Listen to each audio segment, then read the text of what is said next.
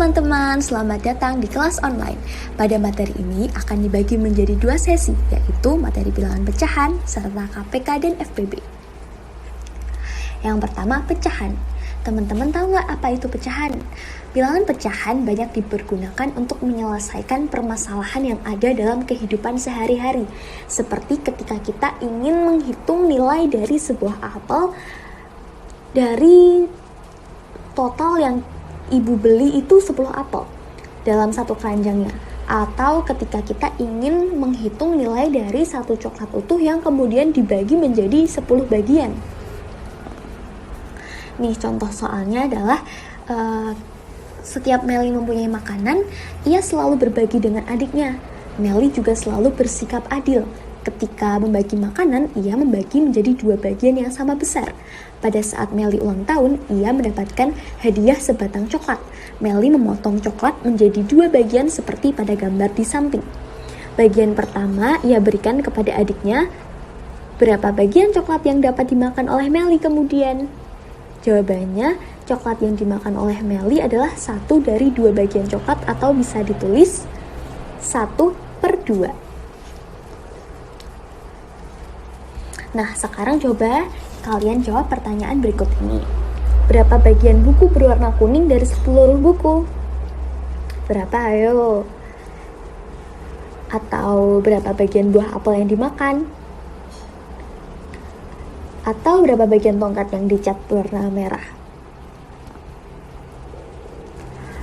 Untuk menjawab pertanyaan seperti itu, tahu nggak sih kalian kalau bilangan pecahan adalah bilangan yang terdiri atas 2 angka, yaitu angka yang sebagai pembilang dan angka sebagai penyebut. Nah, bilangan pecahan ini memiliki bentuk A garis miring B, di mana A adalah pembilang dan B-nya adalah penyebut. Lalu ketika menyebutkan suatu bilangan pecahan, di antara pembilang dan penyebut harus disisipkan kata per. Misalkan 3 garis miring 5 itu disebut dengan 3/5. Contoh lain, 1 garis miring 4 dibaca 1/4 atau 1/4. Nah, selanjutnya coba amati gambar di bawah ini. Berapakah nilainya? Nah, untuk mengetahui nilai dari gambar ini, kita harus tahu dulu nih apa yang dicari. Yang pertama, ada 10 buku. Nah, ada 2 buku yang berwarna kuning dan 8 buku yang berwarna abu-abu. Kan totalnya ada 10 buku. Berarti pecahan untuk menyatakan buku kuning dari seluruh buku adalah 2 dari 10 bagian. Dan pernyataan pecahan dapat ditulis menjadi 2/10. Yang selanjutnya ada tongkat. Nah, kita akan mencari nilai dari yang warnanya merah. Yang warnanya merah ada 1 bagian. Dari total keseluruhan ada 2 bagian, berarti 1/2. Dan yang ketiga ada lingkaran. Yang warnanya ungu ada 3 bagian. Totalnya semuanya ada 4 bagian, berarti 3/4. Oke, selanjutnya coba amati gambar di bawah ini. Nyatakan bagian yang diarsir pada gambar di bawah ini ke dalam bentuk pecahan. Yang A, ada 4 blok yang diarsir. Dari total keseluruhannya ada 1, 2, 3, 4, 5, 6. Berarti ada 4/6. Kemudian yang B nih, coba teman-teman berpikir dulu. Ada berapa yang diarsir per total dari keseluruhannya? Yang diarsir ada, betul banget, ada 3. 1, 2, 3 yang diarsir. Total keseluruhannya ada berapa? 1, 2, 3, 4, 5, 6, 7, 8. Berarti 3/8. Oke, pintar-pintar banget nih. Oke, yang selanjutnya ada soal. Sebutkan pembilang dan penyebut dari pecahan di bawah ini. Contohnya nih, 3/8. Yang pembilang yang mana? Yang pembilang yang 3. Penyebutnya 8. Terus 1/4. Pembilangnya 1. Penyebutnya 4. Nah, kalau yang 5/6. Pembilangnya? Iya, betul banget, 5. Penyebutnya 6. Betul.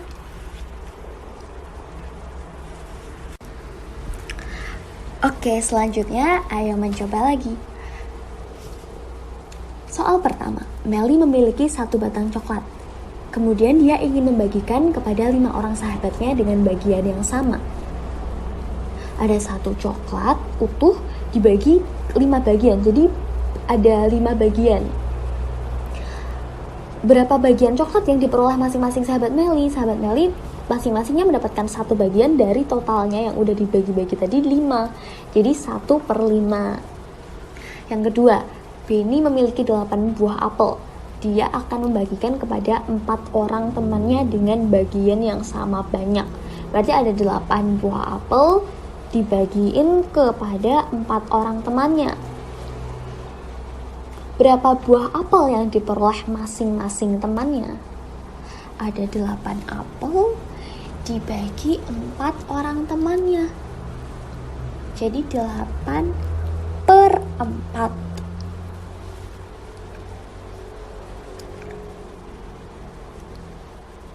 Berapa buah apel yang diperoleh masing-masing temannya? 8/4 kan bisa dibagi ya teman-teman. 8 dibagi 4, jadi sama dengan 2. Terus yang ketiga, soal ketiga nih, lihat gambar. Nyatakan bagian yang diarsir pada gambar di bawah ini ke dalam bentuk pecahan. A, yang diarsir ada berapa? Betul banget, 5. Totalnya ada 9, jadi 5/9. Oke, yang B sekarang. Yang diarsir ada berapa? Ada 3. Betul. Totalnya ada 6, berarti 3/6. Yang C gampang banget ini. Itu 2 bagian, tapi sebenarnya kan besarannya nggak sama ya. Jadi itu sebenarnya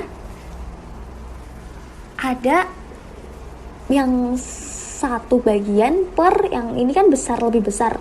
Nah ini tuh sebenarnya ada 4 bagian.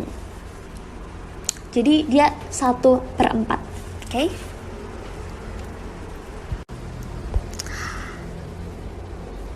Oke, sekarang kita akan membahas pecahan senilai.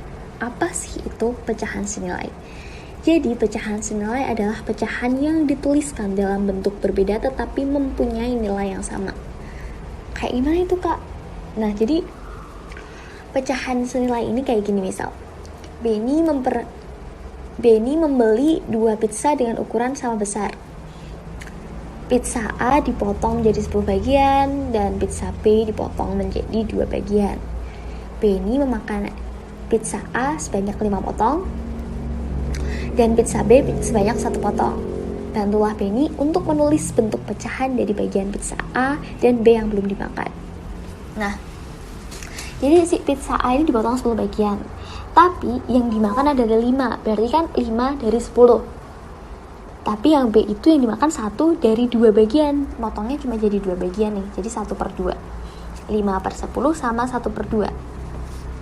Itu bisa menjadi pecahan senilai karena walaupun nilainya berbeda tuh sebenarnya walaupun bentuknya berbeda sih 5/10 dan 1/2, tapi dia tuh nilainya sebenarnya sama-sama gitu. Kok bisa, Kak? Iya, karena si 5 sama 10 ini bisa dibagi. Si penyebutnya yaitu 10 itu bisa untuk membagi si 5. Jadi ketika 10 dibagi 5 kan sama dengan 2 ya. Jadi 5 dibagi 5 1, 10 bagi 5 2. Jadi 1/2. Jadi sama-sama 1/2. Kayak gitu teman-teman. Selanjutnya, ayo tuliskan pecahan yang senilai dengan daerah yang berwarna di bawah ini. Nah, nih. Yang diarsir ada yang berwarna ada berapa nih? 1, 2, 3, 4, 5, 6. 6 dari totalnya ada 9. 6/9. Nah, apakah 6/9 itu sebenarnya sama kayak yang di bawah ini? 4/6 dan 2/3. Nah, soalnya karena sebenarnya bentuknya berbeda, nilainya sama. Dia bisa dibagi, bilang dan penyebutnya itu adalah sama-sama bisa dibagi dengan angka yang sama sampai menghasilkan, sampai mentok nggak bisa dibagi lagi. kayak 6 per 9. Itu bisa dibagi 6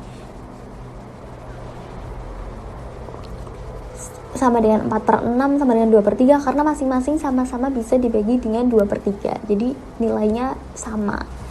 Nih lihat. Untuk contoh analogi gambarnya seperti gambar A yang di bawah ini ya. Kemudian yang B, 1 per 3 itu sebenarnya sama loh, sama 2 per 6, sama 3 per 9, dan sama dengan 4 per 12.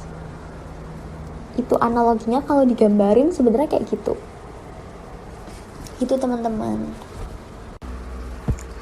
Nah, selanjutnya untuk lebih memahami pecahan senilai tadi, ayo mempelajari dengan yang disebut menyederhanakan pecahan. Jadi pecahan itu bisa disederhanakan ke dalam bentuk yang paling sederhana. Jadi cara menyederhanakan pecahan adalah membagi pembilang dan penyebut dengan bilangan prima. Bilangan prima itu apa? 2, 3, 5, dan seterusnya. Sehingga tidak dapat dibagi lagi oleh bilangan prima yang lain. Perhatikan kertas origami di bawah ini nih. Ada berapa bagian kertas origami yang diarsir? Dapatkah kalian menentukan nilai pecahannya?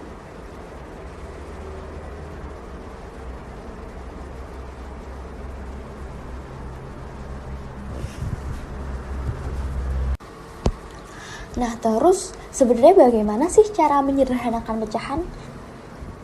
Tenang-tenang, untuk menyederhanakan pecahan, teman-teman dapat melakukan langkah berikut. Langkah pertama,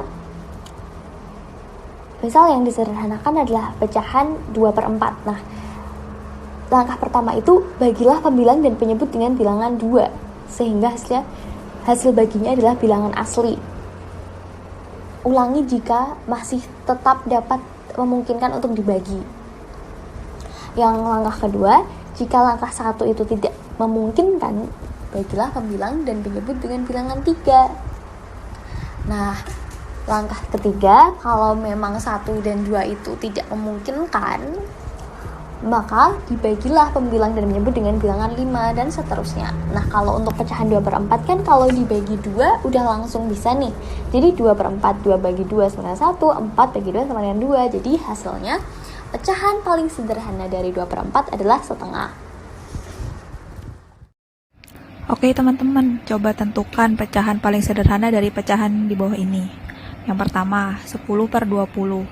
10 per 20 itu dapat disederhanakan dengan cara membagi pembilang dan penyebutnya dengan bilangan 10, jadinya 1 per 2. Dan juga yang B, 16 per 24.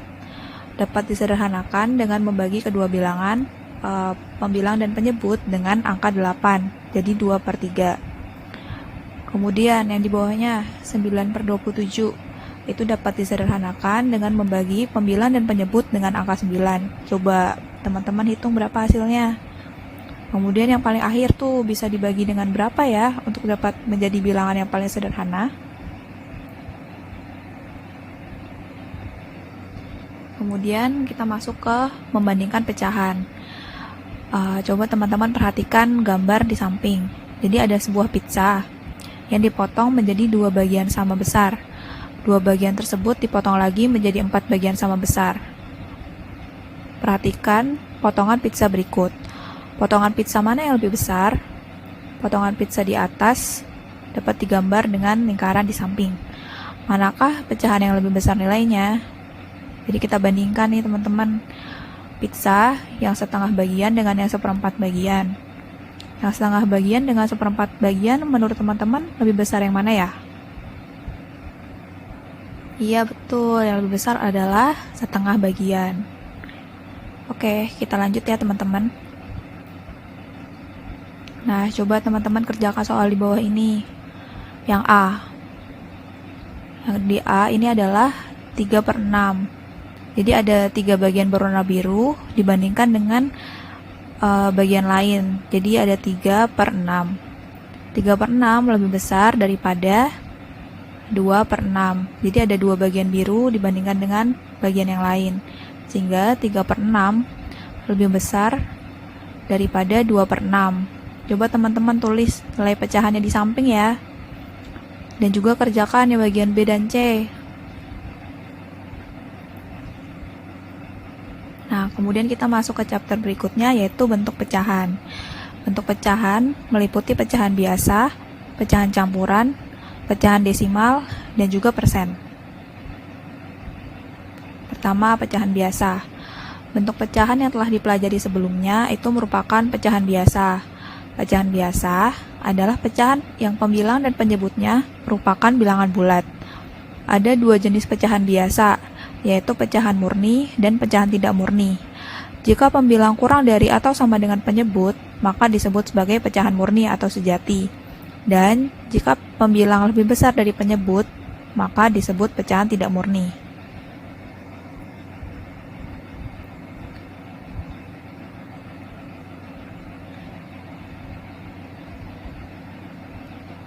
Nah, ini ya teman-teman, jadi ada dua jenis bentuk pecahan biasa, yaitu yang murni dan yang tidak murni.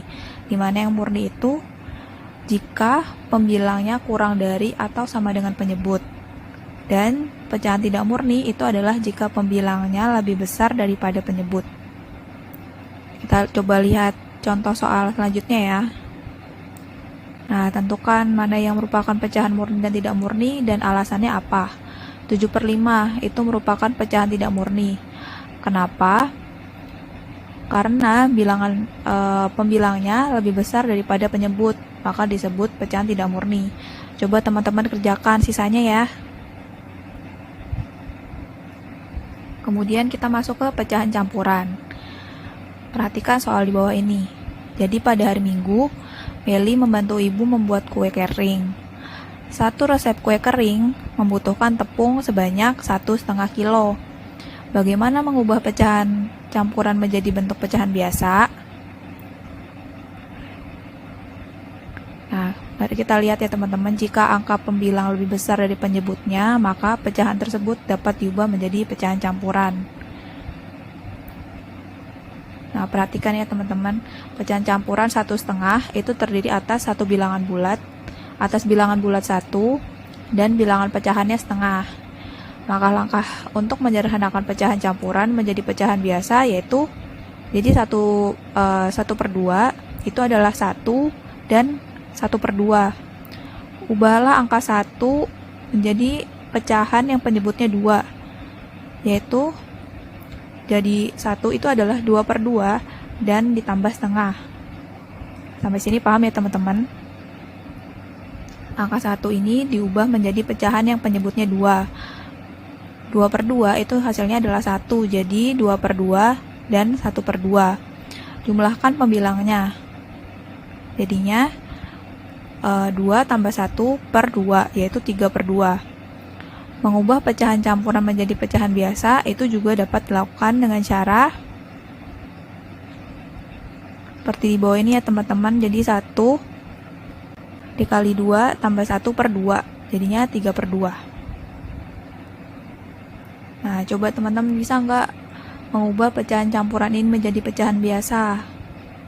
Caranya tadi adalah bilangan angka yang di depan ini tadi kita ubah menjadi pecahan yang penyebutnya adalah angka temannya ini, jadi 3. Coba contohnya 2 1/3. 2 ini diubah menjadi berapa yang pecahannya yang penyebutnya itu adalah 3 gitu. Terus ditambah dengan 1/3. Begitu juga dengan yang nomor 2. Coba teman-teman kerjakan ya.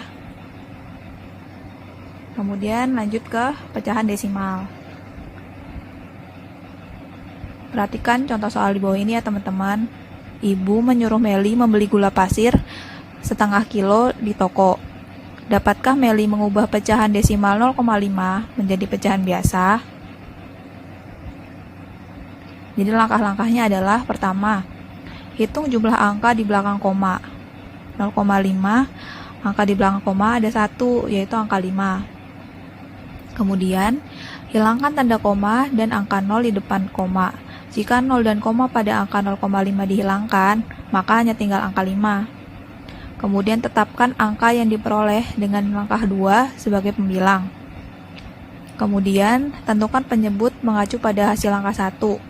Jadi jika terdapat satu angka di belakang koma, maka penyebutnya 10. Jika terdapat 2 angka di belakang koma, maka penyebutnya adalah 100. Dan jika terdapat 3 angka di belakang koma, maka penyebutnya adalah 1000 dan begitu seterusnya.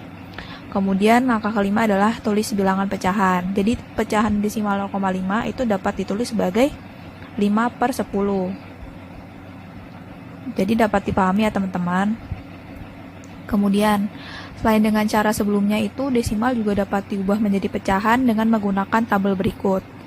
Sebagai contoh, jika ingin mengubah bilangan 0,5 menjadi bilangan pecahan, kalian harus memasukkan angka 5 pada kolom 1/10. Jadi bilangan 0,5. Jadi bilangan desimal 0,5 sama dengan pecahan 5/10. Nah, coba teman-teman bagaimana cara membaca bilangan desimal berikut. 0,15. 0,15 itu dapat dibaca 0,5, 0,15 atau 15/100. Jadi karena ada 2 angka di belakang koma, 0-nya ditulis di 1, 1/10-nya adalah 1, dan 1/100-nya adalah 5. Begitu juga dengan yang B dan yang C. Coba teman-teman pahami ya. Kemudian coba kerjakan soal di bawah ini. Dapatkah kalian mengubah pecahan 3/4 menjadi desimal? Pertama, temukan bilangan yang dapat dikalikan dengan penyebut pecahan untuk menghasilkan 10, 100, 1000, atau bilangan berapapun yang merupakan kelipatan 10. Misal, penyebut pada soal adalah 4. Bilangan 4 tidak dapat dikalikan dengan bilangan bulat agar menghasilkan 10, namun 4 itu dapat dikalikan dengan 25 untuk menghasilkan 100. Jadi, kalikan bilangan 3/4 itu dengan 25 untuk menghasilkan penyebut yang bernilai 100. Kemudian, membilang yang diberi tanda desimal sesuai dengan banyak angka 0 pada penyebut. Jika hanya ada satu angka 0 di penyebut, geser angka desimal ke kiri sejauh satu angka dan seterusnya. Karena terdapat 2 angka 0 pada angka 2, maka tanda desimal digeser ke kiri sejauh 2 angka. Tulislah angka 0 sebelum koma sehingga menjadi bilangan desimal 0,75. Jadi bilangan desimal dari 3/4 adalah 0,75. Sampai sini bisa dipahami ya teman-teman. Kemudian persen. Persen itu biasanya dilambangkan dengan tanda seperti ini. Nah, contoh nih ada obral sepatu di mall. Hari ini ada diskon untuk pembelian sepatu dan sandal. Pengunjung berbondong-bondong untuk memilih dan membelinya. Pembelian diberi diskon untuk pembelian sepatu sebesar 70%, 50%, 30%, 50%, 30, 20, plus 20, 20, dan 10%. Wah, banyak diskon ya teman-teman. Nah, 70% dan seterusnya ini adalah contoh penulisan persen. 70% itu juga bentuk pecahan loh teman-teman. 70% itu dapat ditulis sebagai 70/100 atau disederhanakan menjadi 7/10. Nah, coba teman-teman kerjakan soal di bawah ini. Ubah pecahan campuran berikut ke dalam bentuk pecahan biasa. Ubah bentuk pecahan berikut ke dalam bentuk desimal. Dan seterusnya. Coba teman-teman kerjakan ya. Di pause dulu videonya, dikerjakan, lalu nanti kita lanjut lagi. Nah, selanjutnya kita masuk ke tahap ke chapter taksiran. Jadi di sini kita akan belajar tentang bilangan cacah dan bilangan pecahan. Taksiran itu disebut juga dengan perkiraan atau kira-kira dan disimbolkan dengan tanda seperti sama dengan ya teman-teman. Taksiran pada bilangan cacah terdiri dari taksiran atas, taksiran bawah, dan taksiran terbaik. Taksiran dilakukan untuk melihat hasil dari operasi hitung bilangan cacah.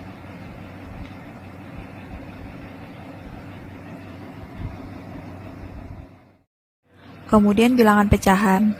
Taksiran pada bilangan pecahan terdiri dari taksiran pecahan biasa dan campuran, taksiran desimal, dan taksiran persen. Yang pertama, bilangan cacah. Jadi pada bilangan cacah ini terdapat taksiran atas, taksiran bawah, dan taksiran terbaik. Taksiran atas itu adalah menaksir hasil operasi hitung dengan cara membulatkan semua suku yang ada di atasnya, baik pada puluhan, ratusan, atau ribuan. Contohnya perhatikan tabel berikut. Jadi Edo punya uang 10.000 untuk membeli buku tulis. Tulislah buku apa saja yang dapat dibeli oleh Edo sehingga harganya tidak melebihi 10.000. Ini bisa lebih dari satu jawaban ya teman-teman. Dapatkah Edo membeli keempat buku tulis tersebut? Contoh nih, buku ke-1 harganya 4.550. Dibulatkan atau ditaksirkan ke atas menjadi 5.000. Kemudian buku kedua 2.250. Taksiran atasnya adalah 3.000.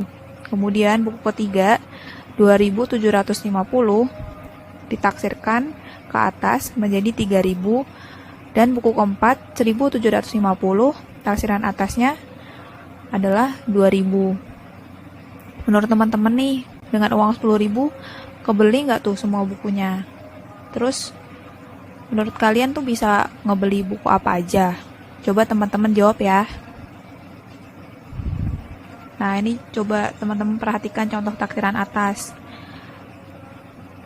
Contohnya adalah bilangan 5.368,5.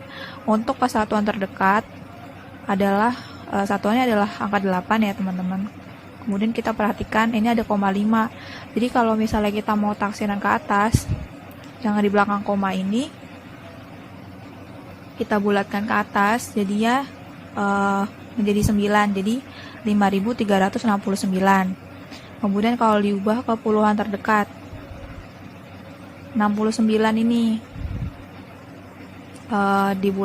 dibulatkan atau ditaksirkan menjadi 70, yaitu 5.370. Ke ratusan terdekat, ratusan terdekatnya adalah 370. Ratusannya adalah 370, sehingga taksiran atasnya adalah 5.400 ya teman-teman. Kemudian ke ribuan terdekat, jadi keseluruhan ini 5.400 ini taksiran atasnya adalah 6.000. Bisa dipahami ya teman-teman? Kita lanjut. Kemudian ada taksiran bawah.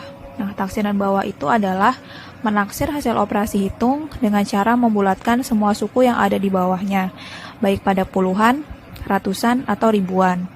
Contohnya nih, perhatikan tabel berikut. Nah, coba teman-teman kerjakan nih. Jadi, bisa diperhatikan tabel di bawah ya. Benny punya uang 500.000 untuk membeli sepatu, baju, celana, dan tas. Jika Benny beli semua, itu apakah uangnya cukup?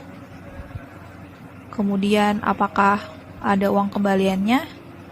Nah, coba teman-teman kerjakan di bawah ini. Dari harga sepatu contohnya ya. Dia dapat potongan harga 39.600. Kita taksirkan ke bawah, ke ribuan terdekat adalah 39.000. Kemudian harga kaos, harga sepatunya dikurang dengan diskonnya menjadi 159.000. Nah, coba teman-teman kerjakan ya. Nah, ini ada notes nih. Bilangan 4, 3, 2, 1 itu dibulatkan ke bawah. Sedangkan 5, 6, 7, 8, 9 itu dibulatkan ke atas. Jangan sampai salah ya teman-teman. Nah, ini ada contoh taksiran bawah. Contoh nih, 5.368,5. Kalau satuannya, taksiran bawahnya adalah 5.368. Kepuluhan terdekatnya berapa coba teman-teman? Puluhannya adalah 68. Kalau di taksiran ke bawah itu kira-kira berapa teman-teman? Coba di pause dulu videonya dan kerjakan ya. Kemudian ada taksiran terbaik. Taksiran terbaik dilakukan dengan cara membulatkan bilangan-bilangan dalam operasi hitung menurut aturan pembulatan, di mana kita harus memperhatikan nilai satuan, puluhan, atau ratusan, dan seterusnya. Jika angka kurang dari 5, yaitu 4, 3, 2, 1, maka angka pada pembulatan dihilangkan, dan jika angka lebih dari sama dengan 5, yaitu 5, 6, 7, 8, dan 9, maka angka pada pembulatan ditambah 1, baik puluhan, ratusan, maupun ribuan, dan seterusnya. Contoh soal, Edo memperkirakan harga buku tulis pertama adalah 4.600. Harga buku tulis kedua, 2.300. Harga buku tulis ketiga, 2.800. Edo melakukan taksiran terbaik dengan membulatkan semua bilangan di bawahnya untuk satuan, puluhan, dan ratusan. Jika Edo membeli buku pertama, buku tulis kedua, dan buku tulis ketiga, maka total pembelian buku sebesar 9.700.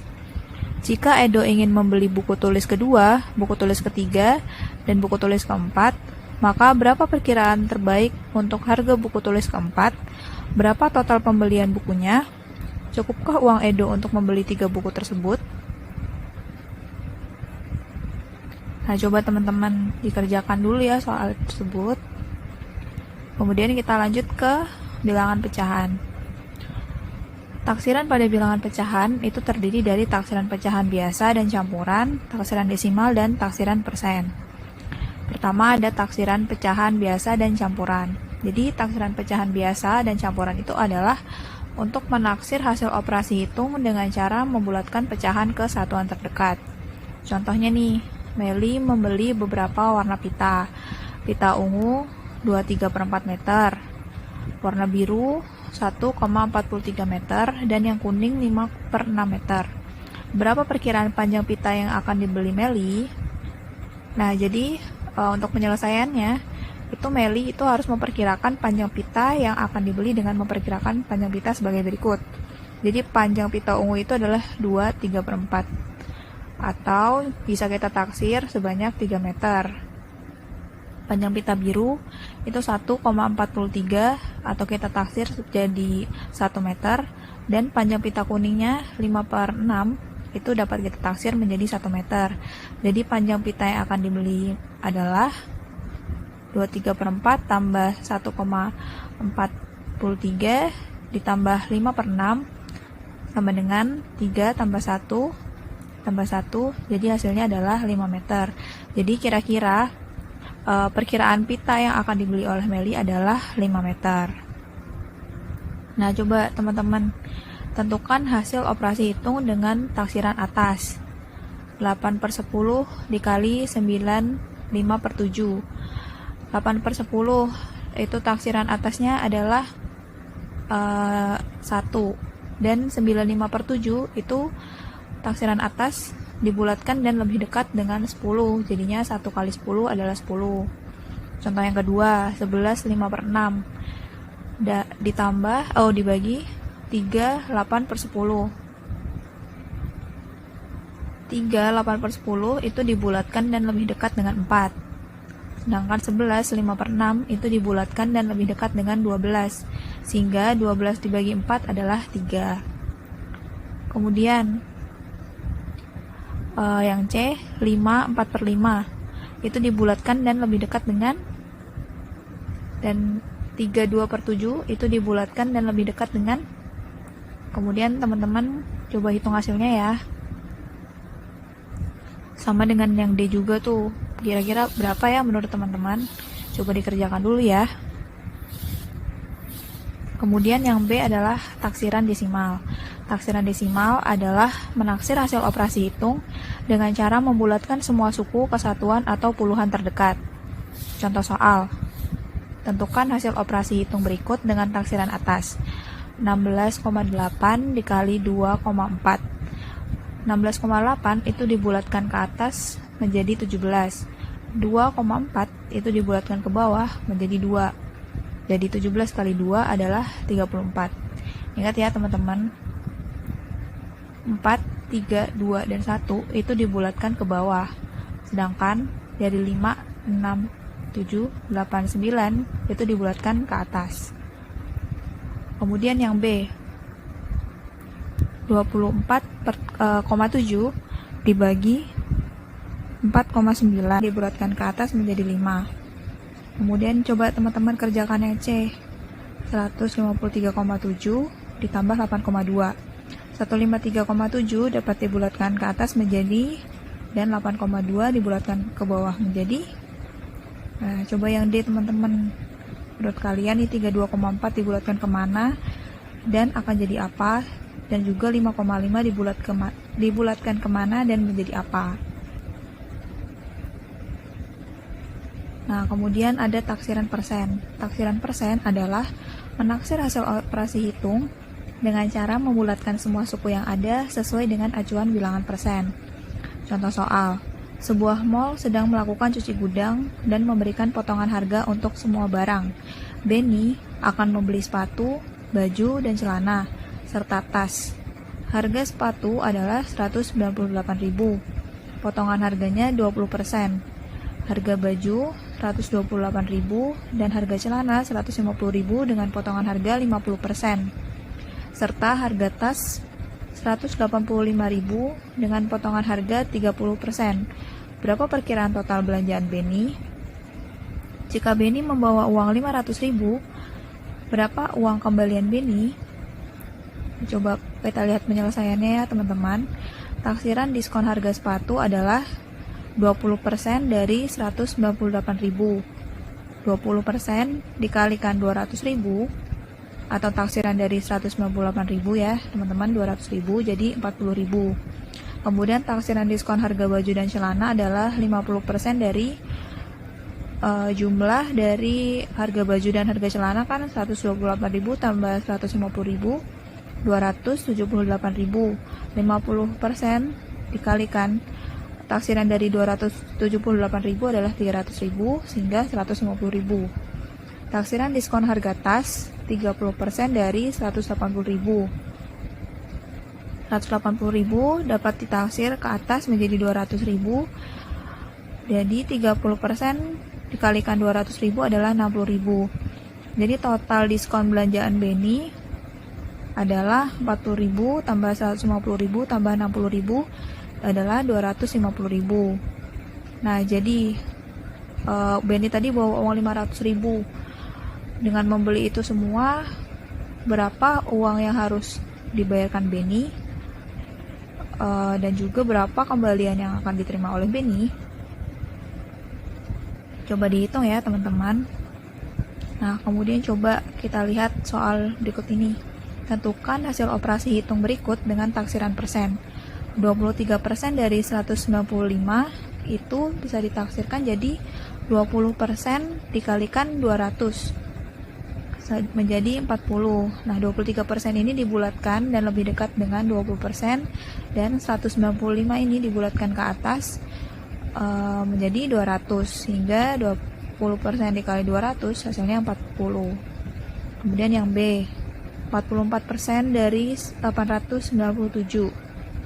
44% itu bisa dibulatkan dan lebih dekat dengan 50%, dan 897 dapat dibulatkan ke atas menjadi 900.000. 50% dikali 900 yaitu 450. Nah, coba teman-teman kerjakan yang C dan D. 80% itu dibulatkan kemana dan lebih dekat dengan apa? 42 itu dibulatkan ke bawah, itu menjadi berapa? Yang 97% itu dibulatkan dan lebih dekat dengan, dan yang 23 itu dibulatkan kemana dan menjadi berapa? Kemudian dihitung hasilnya ya teman-teman. Kemudian D, ada aplikasi pecahan. Jadi ibu lagi belanja nih, ibu punya persediaan mentega sebanyak 3/4 kilo. Ibu akan membuatkan roti untuk kakak. Untuk membuat roti diperlukan 1/3 kilo mentega. Supaya tidak kehabisan mentega, ibu beli lagi 1/2 kilo mentega untuk persediaan. Berapa kilo mentega yang dimiliki ibu sekarang? Penyelesaiannya, persediaan menteganya ibu adalah 3/4 kilo. Mentega yang digunakan untuk membuat roti itu adalah 1/3. Dan mentega yang tersisa itu adalah 3/4 dikurang 1/3. Kita samakan dulu, penyebutnya menjadi 12. Kemudian hasilnya adalah 5/12. Dan mentega yang baru ibu beli adalah 1/2 kilo. Sehingga banyak mentega ibu sekarang adalah 5/12 ditambah 1/2 menjadi 11/12. Jadi, mentega yang dimiliki ibu sekarang adalah 11 per 12 kilo. Nah, coba teman-teman kerjain soal di bawah ini ya. Di-pause dulu videonya, dikerjakan, kemudian nanti kita lanjut lagi. Nah, kemudian kita udah masuk ke bab yang kedua, yaitu KPK dan FPB. KPK atau konsep kelipatan persekutuan terkecil dan FPB atau faktor persekutuan terbesar banyak dipergunakan untuk menyelesaikan masalah dalam kehidupan sehari-hari. Konsep KPK dapat digunakan untuk menentukan jadwal liburan, menghitung orbit planet, dan menentukan jumlah barang yang disusun dalam baris dan kolom. Sedangkan konsep FPB sering digunakan untuk menyederhanakan pecahan, menentukan berapa potong kain yang terbesar, pembagian kue yang sama, banyak ke beberapa bagian kotak atau plastik, dan sebagainya. Pertama ada faktor dan kelipatan bilangan. Faktor bilangan, nih coba teman-teman perhatikan gambar berikut. Jadi dalam memperingati HUT RI, diadakan lomba tari tradisional tingkat SD. Tujuan lomba untuk membudayakan tarian Nusantara. Setiap tim beranggotakan 6 orang. Tiap tim menampilkan berbagai bentuk formasi tarian. Berapa formasi tarian yang dapat dibentuk? Nah, untuk membentuk formasi tarian tersebut kita bisa menggunakan beberapa kemungkinan seperti berikut ya teman-teman. Jadi formasi 1 kita susun seperti ini. Mereka disusun sejajar. Kemudian formasi ini itu menggambarkan satu baris dan setiap baris terdapat 6 orang. Bisa ditulis 1 kali 6. Jadi ada satu baris dan terdapat 6 orang. Kemudian ada formasi kedua, sehingga bisa ditulis 2 kali 3 ya teman-teman. Jadi 2 baris dan setiap barisnya terdapat 3 orang. Kemudian formasi 3, ini ada 3 baris dan setiap barisnya ada 2 orang, sehingga dapat ditulis 3 kali 2. Nah, bisa nggak teman-teman buat formasi yang lain? Untuk membuat formasi yang lain, itu bisa menggunakan formasi faktor bilangan seperti ini nih teman-teman. Jadi 6 ini merupakan hasil dari 1 kali 6, 2 kali 3, 3 kali 2, dan 6 kali 1. Jadi faktor dari 6 itu adalah 1, 2, dan 3. Sekarang bisa nggak teman-teman bikin faktor dari bilangan 30? 30, 1, 32. Kemudian yang ini silakan diisi ya teman-teman. Kemudian kita lanjut ke kelipatan bilangan. Kelipatan suatu bilangan adalah hasil kali bilangan tersebut dengan bilangan asli. Coba perhatikan gambar di bawah ini. Ini adalah permainan taplak ya teman-teman. Pada hari Minggu, Beni, Edo, dan Udin bermain taplak di halaman depan rumahnya. Mereka bermain secara bergantian sesuai dengan urutan masing-masing. Jika semula Udin mendapat urutan ketiga, maka berapa saja Udin bermain lagi? Jika Udin bermain sebanyak 4 kali, pada urutan keberapa Udin bermain lagi? Nah, jadi Udin ini bermain di urutan ketiga. Jadi Udin akan bermain pada urutan yang selanjutnya, yaitu 3, 6, dan 9. Jika Udin bermain sebanyak 4 kali, maka yang keempat ini dia bermain di urutan keberapa nih menurut teman-teman? Nah, ayo kita coba kerjakan latihan soal berikut ya. Tentukan faktor dari bilangan di bawah ini. Beri tanda silang pada bilangan yang merupakan faktor 80. Tentukan kelipatan, dan juga untuk soal nomor 4, tentukan kelipatan dari bilangan berikut ini. Coba teman-teman pause dulu videonya, kemudian dikerjakan latihan soalnya ya. Kemudian B ada faktorisasi prima. Pertama, faktor prima. Jadi bilangan prima itu adalah bilangan yang hanya memiliki 2 faktor, yaitu 1 dan bilangan itu sendiri. Contoh, 3 itu adalah bilangan prima karena 3 mempunyai faktor 1 dan 3. 6 itu bukan bilangan prima karena punya 4 faktor, yaitu 1, 2, 3, dan 6. Coba teman-teman tahu nggak bilangan prima yang lainnya itu apa aja? Kemudian ada contoh soal nih. Dayu membeli permen sebanyak 20 biji. Dapatkah kalian menuliskan faktor dari 20? Tentukan bilangan mana saja yang merupakan bilangan prima. Nah, untuk penyelesaiannya, bilangan 20 ini dapat dinyatakan sebagai 1 kali 20, 2 kali 10, dan 4 kali 5. Sehingga faktor dari 20 itu adalah 1, 2, 4, 5, 10, dan 20. Bilangan 1 itu bukan bilangan prima karena bilangan 1 hanya punya satu faktor, yaitu 1 dan bilangan 1 itu sendiri. Bilangan 2 itu adalah bilangan prima karena bilangan 2 tepat terdapat dua faktor, yaitu 1 dan 2. Bilangan 4 itu bukan bilangan prima karena bilangan 4 memiliki 3 faktor, yaitu 1, 2, dan 4. Bilangan 10 itu bukan merupakan bilangan prima karena bilangan 10 memiliki 4 faktor, yaitu 1, 2, 5, dan 10. Bilangan 20 itu bukan bilangan prima karena bilangan 20 memiliki 6 faktor, yaitu 1, 2, 4, 5, 10, dan 20. Karena bilangan prima dari faktor 20 adalah 2 dan 5, jadi faktor prima dari 20 adalah 2 dan 5. Sampai sini bisa dipahami ya teman-teman. Nah, kemudian kita lanjut nih, coba teman-teman kerjakan soal ini. Tentukan faktor prima dari bilangan-bilangan berikut ini. Nah, bilangan 32. Itu faktor bilangan 32 adalah 1, 2, 4, 8, 16, dan 32. Faktor prima dari 32 adalah 2. Nah, coba dengan cara yang sama, teman-teman tentukan faktor prima dari bilangan 27, 50, dan 93. Kemudian untuk soal nomor 2, beri tanda silang pada bilangan yang merupakan bilangan prima. Nah, selain yang ditanda silang nih, menurut teman-teman ada lagi nggak yang merupakan bilangan prima? Dan alasannya apa? Kemudian nomor 2 ada faktorisasi. Faktorisasi adalah menyatakan bilangan dalam bentuk perkalian bilangan-bilangan prima. Perhatikan gambar dan bacaan berikut. Ada 2 pohon faktor. Pohon faktor pertama bilangan 12 dan pohon faktor kedua bilangan 18. Nyatakan faktorisasi prima dari bilangan 12 dan 18 dengan menggunakan pohon faktor. Nah, jadi ada pohon faktor 12 dan 18. Untuk pohon faktor 12 itu ada 12 pertama dibagi dulu dengan 2, jadi 6. 6 bisa dibagi 2, jadi 3. Seperti itu ya teman-teman. Kemudian 18 itu bisa dibagi 2, jadi 9. 9 bagi 2, jadi 3. Dari hasil pengamatan pohon faktor dapat diuraikan, yaitu faktorisasi dari 12 adalah 2, 2, dan 3.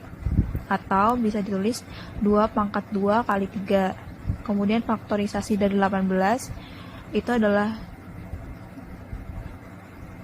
oh maaf ya teman-teman, yang ini yang benar adalah 3 dan 3 ya teman-teman. 9 itu dibagi 3 menjadi 3 ya. Jadi faktorisasi dari 18 itu adalah 2, 3, dan 3. Jadi 2 kali 3 kali 3 atau 2 kali 3 pangkat 2 atau 2 kali 3 kuadrat. Jadi faktorisasi dari 12 adalah 2 kuadrat kali 3 dan faktorisasi dari 18 adalah 2 kali 3 kuadrat. Nah, ini ada notes nih. Langkah mencari faktor prima suatu bilangan. Pertama, bagilah bilangan dengan bilangan 2. Yang kedua, ulangi langkah 1 jika memungkinkan. Jika sisa bilangan sudah tidak bisa lagi dibagi dengan 2, maka bagilah dengan 3, 5, 7, dan seterusnya. Nah, ini ada contoh soal lagi. Carilah bentuk faktorisasi bilangan-bilangan berikut menggunakan pohon faktor. Faktorisasi dari 24, ini ada 24 dibagi 2, 12. 12 dibagi 2, 6. 6 dibagi 2, 3.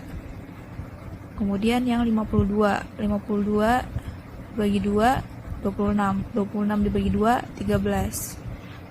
Jadi faktorisasi dari 24 adalah 2 kali 2 kali 2 kali 3 atau 2 pangkat 3 kali 3. Dan faktorisasi dari 52 adalah 2 kali 2 kali 13. atau 2 kuadrat dikali 13. Nah, kemudian ada latihan soal yang harus dikerjakan teman-teman nih. Coba pause dulu videonya dan dikerjakan soalnya ya. Nih ada notes nih. Cara menyajikan faktorisasi dengan cara sengketan. Berikut ini contoh faktorisasi dari 18. Jadi ini adalah bentuk cara faktorisasi dengan cara sengketan ya teman-teman. 18 dibagi 2, tulis di bawahnya 9. 9 bagi 3, tulis di bawahnya 3. Jadi faktorisasinya adalah 2 kali 3 kali 3. Mudah kan teman-teman? Kemudian kita lanjut ke KPK dan FPB. Kelipatan persekutuan adalah kelipatan yang sama dari dua bilangan atau lebih. Faktor persekutuan adalah faktor yang sama dari dua bilangan atau lebih. Pertama, KPK. Coba kita perhatikan cerita di bawah ini bersama-sama ya. Ayah memasang lampu hias di depan rumah untuk memperingati HUT kemerdekaan RI. Ayah akan memasang lampu hias bergantian dalam waktu yang sudah ditetapkan. Lampu berwarna merah menyala setiap 5 detik dan lampu berwarna hijau menyala setiap 6 detik. Pada detik berapakah lampu berwarna merah dan hijau akan menyala bersama-sama kembali? Nah, pada pengamatan lampu hias berwarna merah itu menyala setiap 5 detik. Untuk menghitungnya itu bisa menggunakan kelipatan, yaitu kelipat 5 adalah 5, 10, 15, 20, 25, 30, 35, 40, dan seterusnya. Lampu hias yang berwarna hijau itu menyala setiap 6 detik sekali. Kelipatan dari 6 adalah 6, 12, 18, 24, 30, 36, 42, 48, dan seterusnya. Kelipatan persekutuan dari 5 dan 6 adalah 30 dan 60. KPK dari 5 dan 6 adalah 30. Jadi, kedua lampu akan menyala bersama-sama setiap 30 menit. Jika lampu hias berwarna biru menyala setiap 8 detik, berapakah KPK 3 bilangan tersebut? Nah, coba teman-teman, kalau misalnya ada lampu biru menyala tiap 8 detik, itu berapakah KPK dari 3 bilangan tersebut? Pada menit keberapakah mereka akan menyala bersama-sama? Nah, ini ada contoh soal nih teman-teman. Berapakah KPK dari 3 dan 5? Jadi kelipatan 3 itu adalah 3, 6, 9, 12, 15, 18, 21, 24, 27, 30. Dan kelipatan 5 adalah 5, 10, 15, 20, 25, 30. Jadi kelipatan persekutuan dari 3 dan 5 adalah 15 dan 30. Jadi KPK-nya adalah 15. Coba kalau misalnya bilangannya adalah 4 dan 6. Kelipatan 4 itu adalah 4, 8, 12, 16, 20, 24, 28, 32, dan 40. Kelipatan 6 adalah 6, 12, 18, 24, 30, dan 36. Jadi kelipatan persekutuan dari 4 dan 6 adalah 12 dan 24, dan KPK-nya adalah 12. Nah, teman-teman, ini adalah latihan soal. Coba teman-teman kerjakan dulu, di pause videonya. Setelah itu, kemudian nanti kita lanjut lagi ya. Nah, kemudian kita lanjut nih ke FPB. Coba perhatikan gambar dan cerita di bawah ini. Jadi ibu ini pergi ke pasar. Ibu punya 18 jeruk dan 12 apel. Setiap kantong plastik diisi dengan buah jeruk yang sama banyaknya dengan buah apel. Berapakah banyaknya kantong plastik yang dibutuhkan ibu? Berapakah banyaknya jeruk dan apel di masing-masing kantong plastik? Nah, dengan membagi jeruk dan jambu yang dimungkinkan, misalnya dibagi 2 kantong plastik, 3 kantong plastik, dan sebagainya. Jika ada 2 kantong plastik, bisa diisi dengan 9 jeruk, 6 apel, dan 9 jeruk 6 apel. Kalau misalnya dibagi 3 plastik, 6 jeruk 4 apel, 6 jeruk 4 apel, 6 jeruk 4 apel.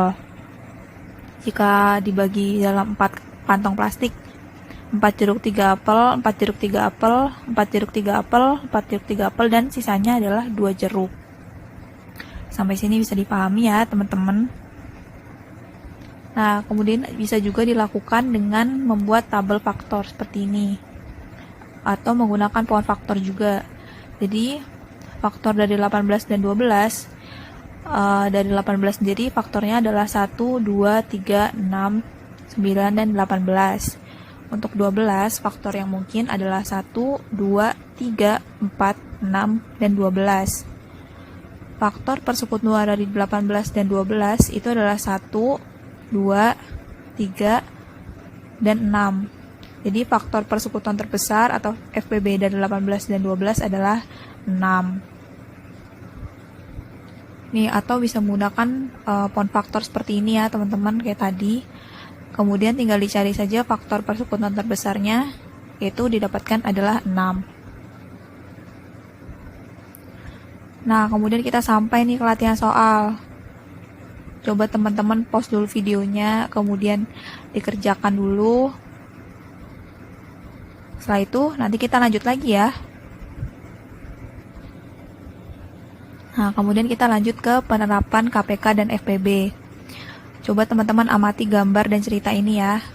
Edo dan Meli sedang latihan lari di lapangan sekolah yang berbentuk lingkaran untuk persiapan turnamen. Edo dapat menyelesaikan satu putaran dalam waktu 90 detik, sedangkan Meli dapat menyelesaikan satu putaran dalam waktu 120 detik.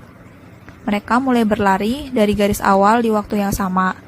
Pada detik keberapakah Edo dan Meli bertemu kembali di titik start untuk yang kedua kalinya? Nah, untuk penyelesaiannya itu Edo dapat menyelesaikan satu putaran dalam waktu 90 detik, dan kelipatan 90 adalah 90, 180, 270, 360, 450, 540, 630, 720, dan seterusnya. Sedangkan Meli itu bisa menyelesaikan satu putaran dalam waktu 120 detik. Kelipatan 120 adalah 120, 240, 360, 480, 600, dan selanjutnya. Nah, untuk kelipatan persekutuan dari 90 dan 120 itu adalah 360, 720, dan seterusnya. Jadi KPK-nya adalah 360. Jadi Edo dan Meli nanti akan bertemu lagi di titik start untuk yang kedua kalinya pada waktu 360 detik. Nah, dari soal tadi bisa dimengerti ya teman-teman. Coba kerjakan soal di bawah ini. Udin dan Beni berenang bersama-sama pada tanggal 8 Desember 2017. Udin berenang setiap 4 hari sekali, Beni setiap 5 hari. Pada tanggal berapakah mereka akan berenang bersama-sama untuk kedua kalinya? Nah, ini kan mirip ya teman-teman dengan soal yang tadi. Coba teman-teman kerjakan dari nomor 1 sampai nomor 4. Nah, kita udah sampai di penghujung dari acara ini teman-teman. Aku mau mengucapkan terima kasih atas perhatiannya. Dan ini adalah buku yang digunakan sebagai referensi dari materi kali ini. Mohon maaf apabila ada kesalahan kata. Dan selamat belajar teman-teman semua. Sampai jumpa.